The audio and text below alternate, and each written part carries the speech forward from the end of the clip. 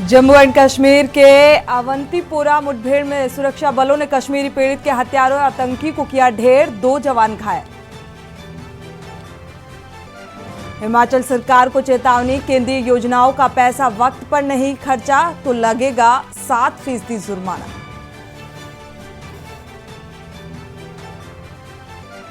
फरीदाबाद नगर निगम घोटाले में 9 अफसरों के खिलाफ होगी जांच, सरकार ने एसीबी को दी मंजूरी।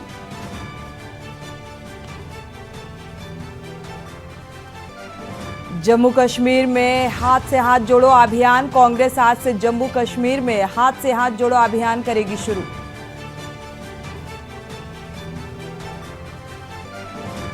मनीष सिसोदिया की गिरफ्तारी से आम आदमी पार्टी में आक्रोश, सभाजीत सिंह बोले, आपकी बढ़ती लोकप्रियता से भाजपा भयभीत, कार्यकर्ताओं ने किया प्रदर्शन।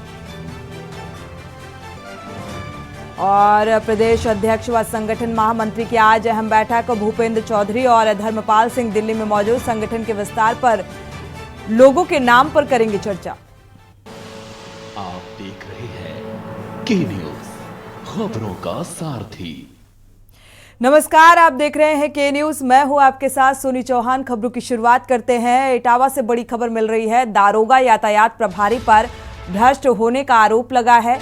पत्रकारों ने यातायात प्रभारी के खिलाफ मोर्चा खोला है। दारोगा पर अब तक कोई भी कानूनी कार्रवाई नहीं हुई है,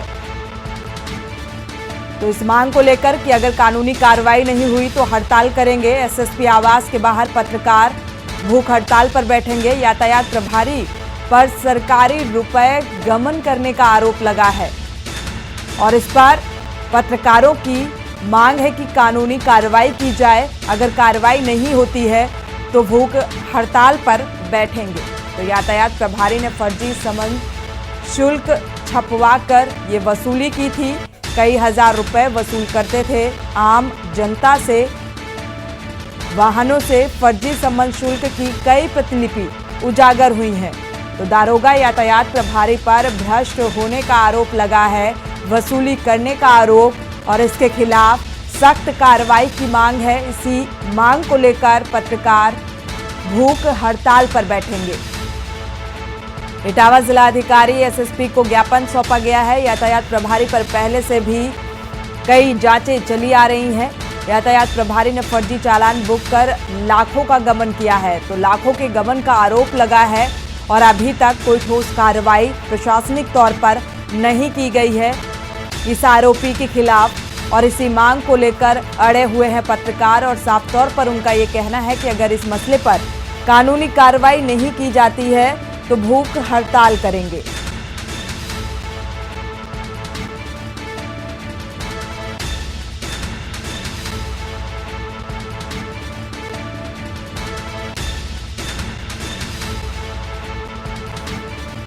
तो फर्जी सम्मन शुल्क की प्रतिलिपि भी उजागर की गई है और इससे संबंधित ज्ञापन भी सौंपा गया है।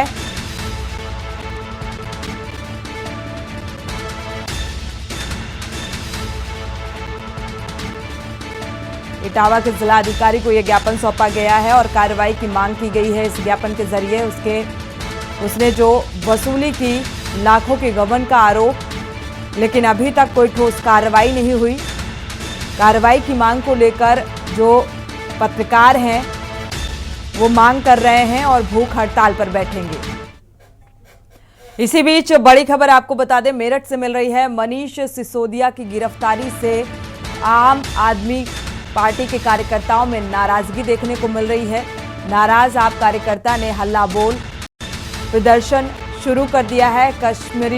कमिश्नरी पर सीबीआई का पुतला दहन कर आम आदमी पार्टी के कार्यकर्ता गरजते नजर आ रहे हैं। मनीष सिसोदिया की रिहाई की मांग को लेकर ये प्रदर्शन किया है। कश्मीर से लेकर कन्याकुमारी तक लड़ाई लड़ेंगे, ये कहना है आम आदमी पार्टी के कार्यकर्ताओं का। दरअसल आपको बता दें कि जिस तरीके से मनीष सिसोदिया की गिरफ्तारी हुई उसके बाद से जगह जगह से आम आदमी पार्टी कार्यकर्ताओं के प्रदर्शन की तस्वीरें उग्र होती नजर आ रही है और अब अभी भी ये हल्ला बोल जारी है। रिहाई की मांग को लेकर यह हल्ला बोल है। सीबीआई का पुतला फूंक आप कार्यकर्ताओं का विरोध प्रदर्शन लगातार जारी है। तो प्रदर्शन के दौरान आपको बता दें, भारी पुलिस फोर्स का अमला भी मौजूद रहा। इस प्रदर्शन को रोकने की एक कवायद प्रशासनिक अमले की तरफ से। हालांकि कई लोगों को कल भी हिरासत में लिया गया था। मेरठ के कमिश्नरी चौराहे पर प्रदर्शन किया गया। तस्वीरें भी आप देख पा रहे हैं।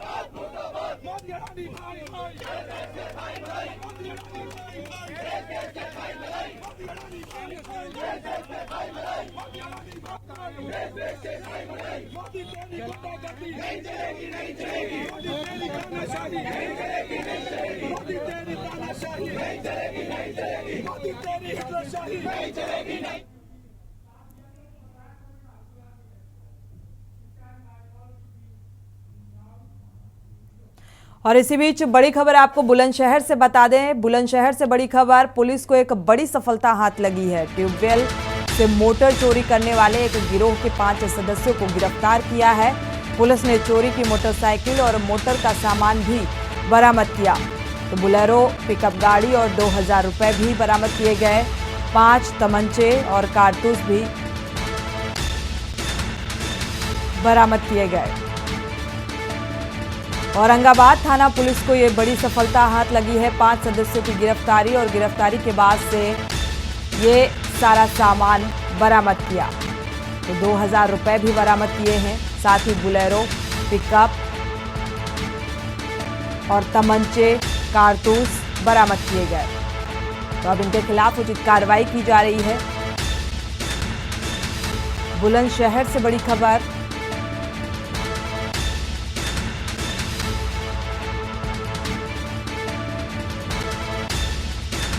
दरअसल आपको बता दें, ये गिरोह ट्यूबवेल से मोटर चोरी करते थे और इस गिरोह का भंडाफोड़ हुआ है। 5 सदस्यों की गिरफ्तारी हुई है और उनके कब्जे से हथियार भी बरामद किए गए हैं।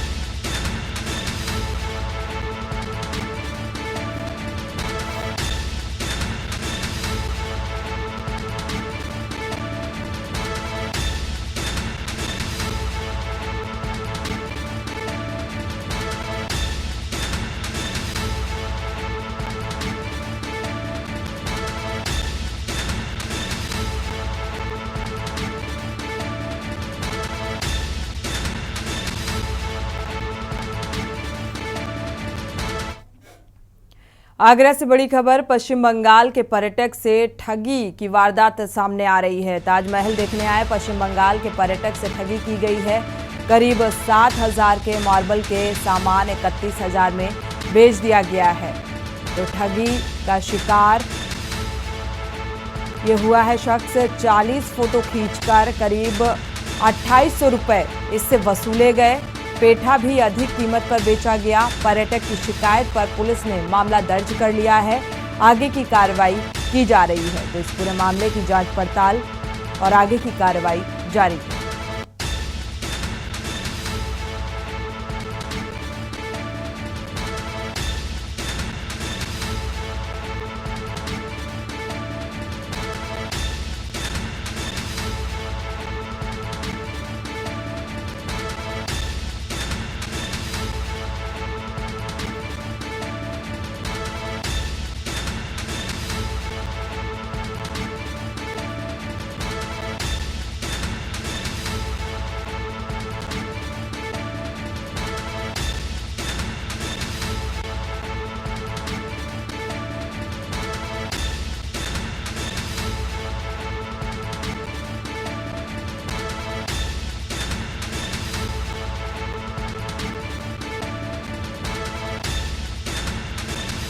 तो ठगी का शिकार किया गया है। 7000 रुपए का मार्बल ज्यादा पैसे में बेचा गया।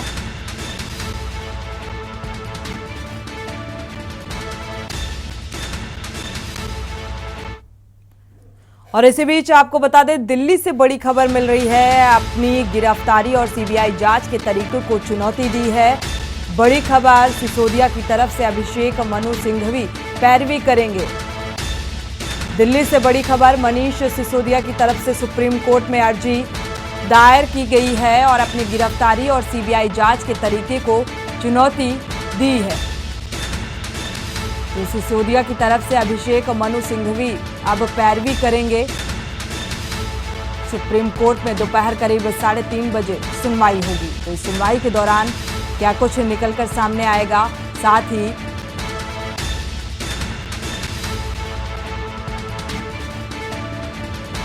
सीबीआई जांच के तरीके को किस तरीके से चुनौती दी जाती है, ये भी देखना होगा। 3:30 बजे सुनवाई होगी। आपको बता दें अभिषेक मनु सिंघवी हैं जो अब मनीष सिसोदिया की पैरवी करेंगे।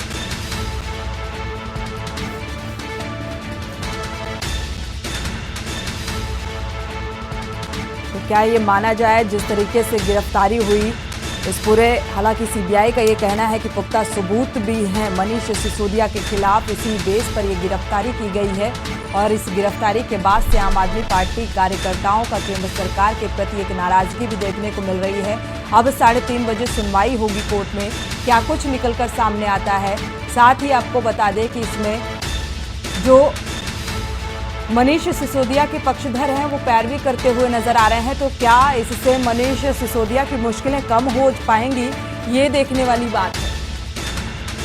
प्रवेश शर्मा इसी खबर पर जुड़े हुए हैं हमारे संवाददाता, ज्यादा जानकारी के लिए। प्रवेश, जिस तरीके से अब पैरवी की बात निकलकर सामने आ रही है, 3:30 बजे करीब कोर्ट में सुनवाई होनी है, क्या कुछ निकलकर सामने आ सकता है?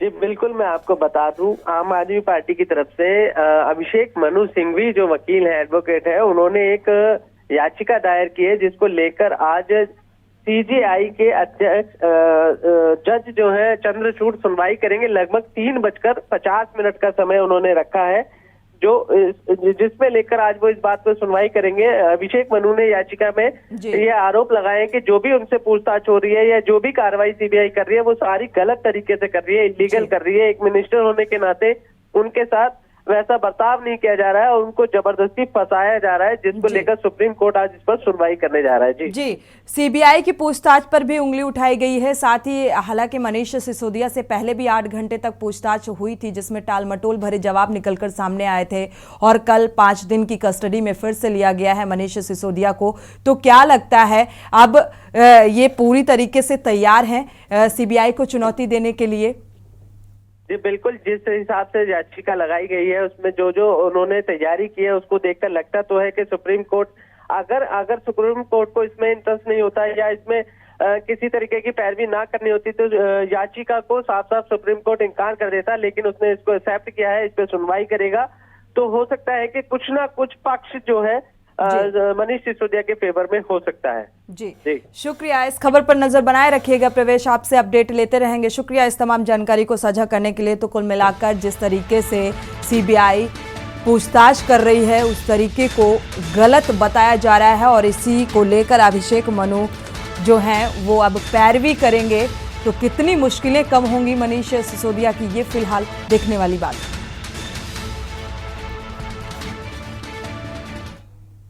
खबर पाकुड़ से है, जहां हजरत मासूम शाह के आस्थाने पर चल रहे उर्स मेले में रात कव्वाली का आयोजन हुआ। कोलकाता से आए कव्वालों ने मासूम शाह की शान में कव्वाली पेश की। पाकुड़ जिले के सदर प्रखंड के चिंगाढांगा गांव में हजरत सैयद मासूम शाह का आस्थाना स्थित है। यहां पर इबादत के लिए सभी धर्मों के लोग आते हैं, जहां 3 दिवसीय धार्मिक कार्यक्रम का आयोजन किया गया। उसी के तहत रात में कव्वाली का आयोजन प्रबंध समिति की ओर से किया गया। इसमें कोलकाता और हुगली के कव्वाल अल्ताफ गाजी व टूसी रानी ने अपने कलाम पेश किए। दोनों ने अपने ग्रुप के साथ बेहतरीन अंदाज में कव्वाली पेश कर दर्शकों का खूब मनोरंजन किया।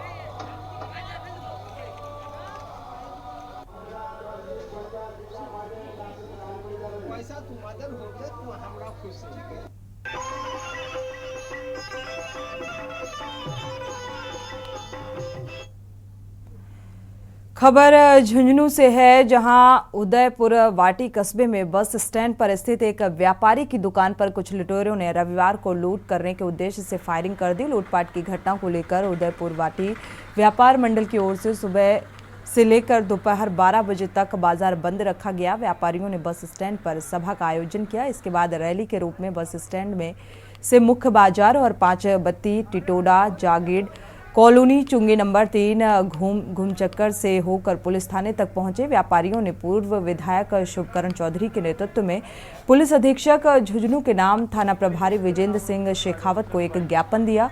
ज्ञापन में लिखा है कि कस्बे में बस स्टैंड पर स्थित रविवार को शाम करीब 6:15 पर व्यापारी की दुकान पर लूटपाट के उद्देश्य से दुकान में घुसकर व्यापारी के ऊपर रिवॉल्वर के दम पर इस घटना को अंजाम दिया गया, जिससे व्यापारियों में काफी रोष है। व्यापारियों ने अपनी दुकान बंद करके कस्बे में रैली निकालकर थाना अधिकारी को एक ज्ञापन भी सौंपा है।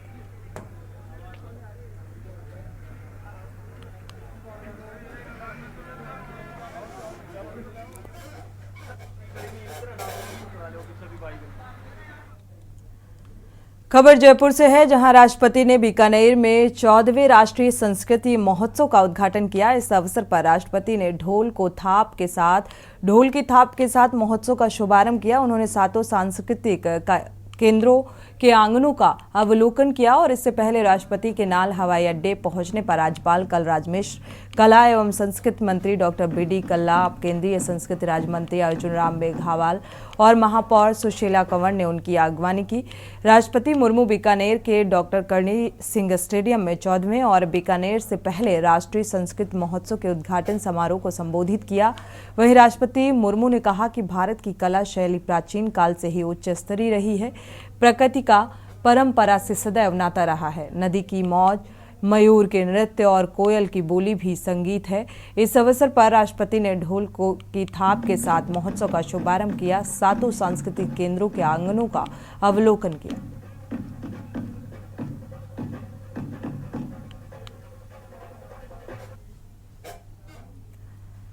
बढ़ते आगे, जहां बालिका शिक्षा को प्रोत्साहन देने के लिए राज्य सरकार प्रतिबद्धता से कार्य कर रही है। इसी क्रम में पाली जिले की 10 मेधावी बालिकाओं ने सोमवार को मुख्यमंत्री निवास पर मुख्यमंत्री अशोक गहलोत से मुलाकात की। इस दौरान मुख्यमंत्री ने छात्राओं से बातचीत कर उनका उत्साहवर्धन किया, उज्जवल भविष्य की कामना की।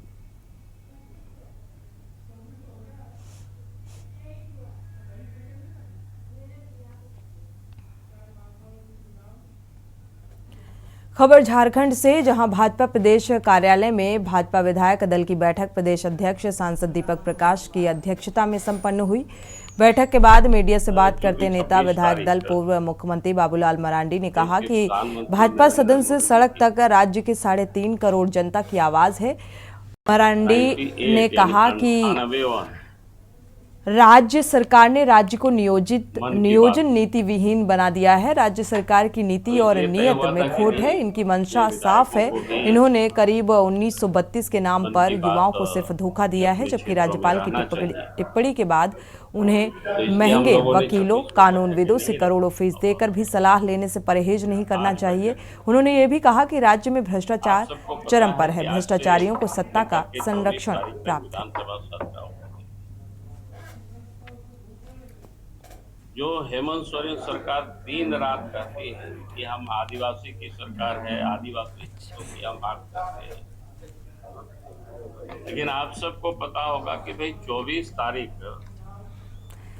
खबर बस्ती से है, जहां धान खरीद का समय अब समाप्त हो रहा है। अब सिर्फ अगले 24 घंटे तक ही किसान अपना धान बेच पाएंगे।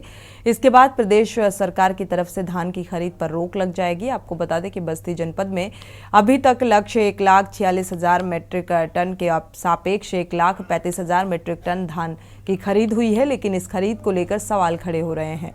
जनपद में कुल 4 लाख रजिस्टर्ड किसान हैं और 4 महीने में महज 18,000 किसानों से ही धान की खरीद हो पाई।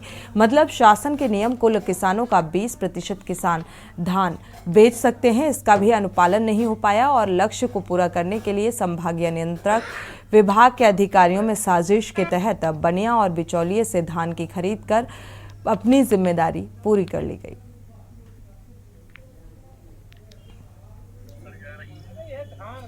धान खरीद का लक्ष्य जनपद का, बस्ती जनपद का 1,46,000 था, जिसके सापेक्ष 1,33,362 मीट्रिक टन क्रय कर लिया गया, जो क्रय लक्ष्य का 91.34% है। कितने किसानों से खरीद? ये 18,656 किसानों से। उत्पादन तो मेरे वहाँ बहुत ज्यादा था, उत्पादन से खरीद ज्यादा कैसे हो सकता है? इसी के साथ बुलेटिन में फिलहाल बस इतना ही। आगे खबरों के लिए आप देखते रहिए के न्यूज़।